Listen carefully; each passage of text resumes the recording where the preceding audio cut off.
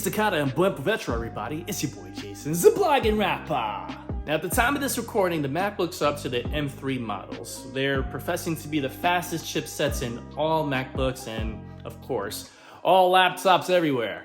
Whether that's true or not is how you customize it. Of course, benchmarks will show, how fast the processing speed is compared with the RAM and everything else that goes with it. But what if you have the M2 MacBooks, the ones that came just a year before? Are you like me, where you're like, oh, why did they have to do that? And then think to yourself, am I gonna have to upgrade every year, trade it in, upgrade every year? Is that the process that we're gonna have to work through? Well, of course not, because while the M3 models are technically faster than the previous generation M2 models, they're not exactly setting records far ahead, leaps and bounds ahead of the M2 models. So just over a year ago, I purchased an M2 Max MacBook Pro, the 16-inch version. This was by far the biggest leap for me in terms of MacBooks that I've ever purchased. Because prior to this, I had the 15-inch one with the touch bar. It only had 256 gigs of storage, and the RAM was, I don't even know, it was so low. I actually bought it off of someone from Facebook Marketplace, so it wasn't even a new model. It had some wear and tear to it. And then, of course, if you remember my previous video regarding MacBook Pros, I had purchased a 17-inch model that was from way back in 2012.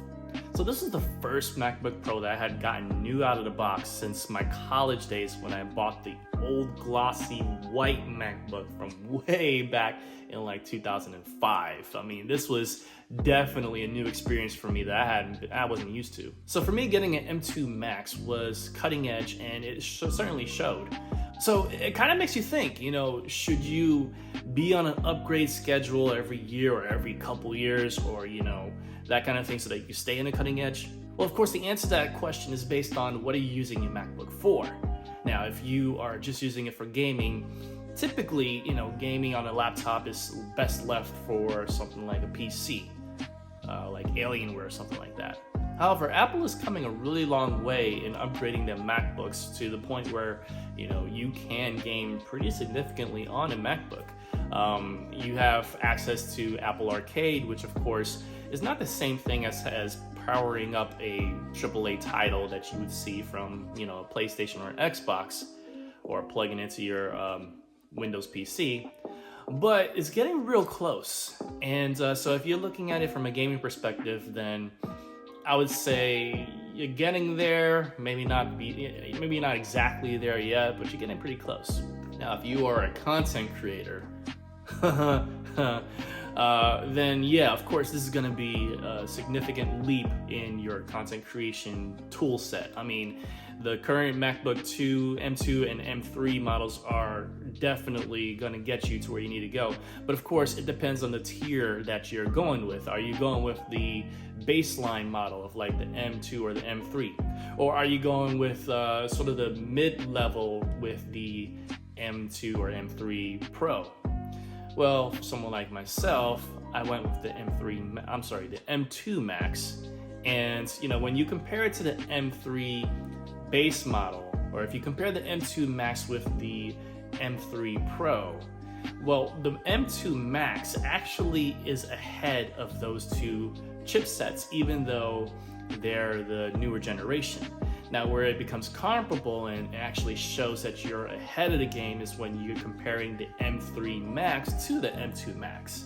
So basically, you're still at a really good state depending on, what tier you're going down. It's comparing apples to oranges, but it's also based on what you're using it for, like I said. Now, if you're just using this for school, obviously, base model is just fine for you. Plus, of course, it is cheaper. And it is also compatible with most, if not all, of the type of software that you would use for your experience. But for those people who need the more higher intensive powerhouses, that kind of serious workforce, well, you're gonna spend more money to get what you need. That's just obvious. I will say though that my experience with the M2 Max MacBook Pro 16-inch version has been the greatest purchase that I've had so far. And I'm even saying this because in my previous video about the 2012 17-inch, I really adored that laptop, mostly for the mostly for the screen real estate. Yeah, I know for me, it's more about the size of the screen than it is the portability. Even though those old school 17-inch MacBook Pros, they were technically portable. I mean, it's easier to pack that away than to pack, the iMac, of course. But now we have these very thin 16-inch MacBook Pros that, can slip into your book bag, and, it may still be a little bit weighty, but it is seriously less weighty than the old school MacBook Pros. But of course, those are just some things to consider. The question that we're getting back to is it worth upgrading to the M3 models when you have a pretty good M2 model MacBook Pro? And I'll go back to what I was saying is that it all depends on what you're using it for. Most people don't need to upgrade to an M3 model if they're on an M2. However, if you are on an M1 model, like my wife's laptop, even then, I've heard people say, like, just for instance, Marcus Brownlee, he was reviewing the M3 models, and he said that he's still satisfied with his M1 model.